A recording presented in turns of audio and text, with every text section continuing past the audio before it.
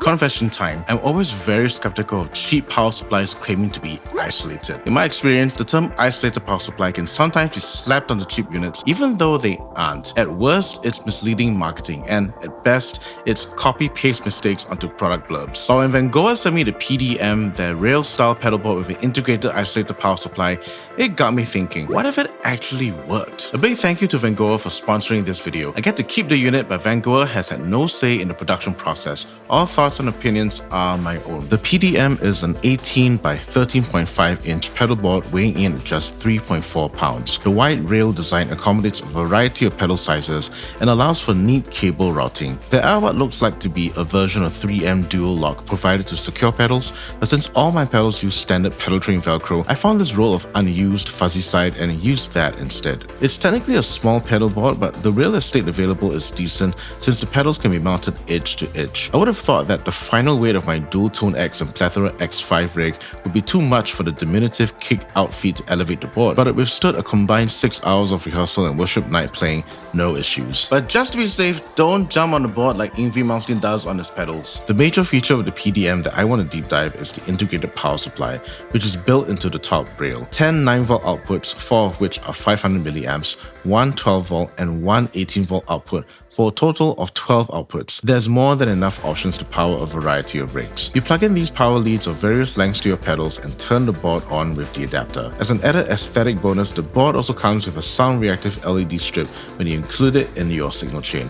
Don't worry, I've tested it and it does not cause tone loss. I once used a Dunlop DC brick with someone telling me it was a very cheap isolated power supply. Spoiler alert, it wasn't, so I still had hum and buzz that arose from stacking drives and effects. I even had a slight safety issue at one point with a short circuit somewhere, as I would get a small shock when I touched the metal parts of my pedals. So I'm looking out for two things when I use this power supply. First, a touch test to see if I'm getting any electrical buildup, unintended current flow, or grounding issues, and second, a stacked effects test to see if I get humming or buzzing when I use multiple drives. This is what I would like to call the touch test, to see all the metal parts here on the pedal board. Sometimes with cheaper power supplies, when I touch metal parts like this, the switches here, I do get a little bit of like static electricity buildup, or I get a shock, and that's the worst case scenario. But right now it seems that every metal part is decent. I don't get any sort of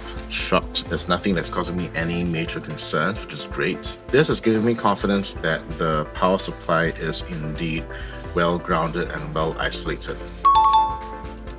And now some clips from rehearsal with The Encounter, where we were preparing for a night of worship.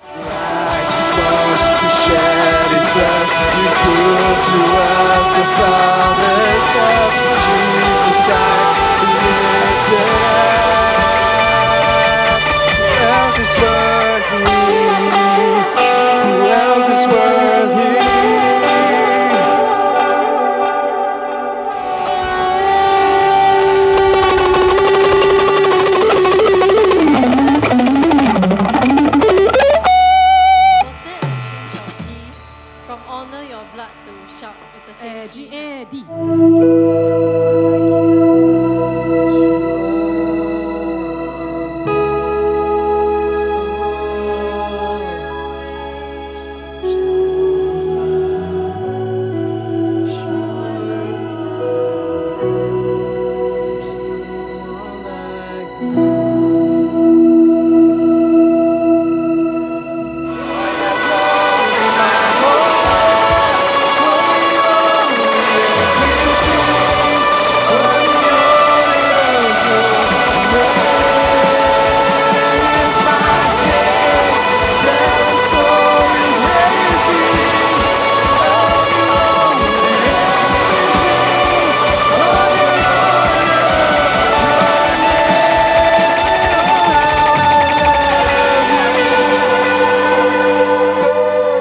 If you found value in this video, please consider liking, subscribing, hitting that bell icon to grow the channel, join the community, and get YouTube to send us out to more people. Thank you. After playing with this rig, I can confidently say it legitimately is an isolated power supply, which, when you consider its price, is insane. So, who is this board actually for? If you're a Sunday player using a small rig and constantly switching out pedals of various sizes, need a variety of power options, this is a great option.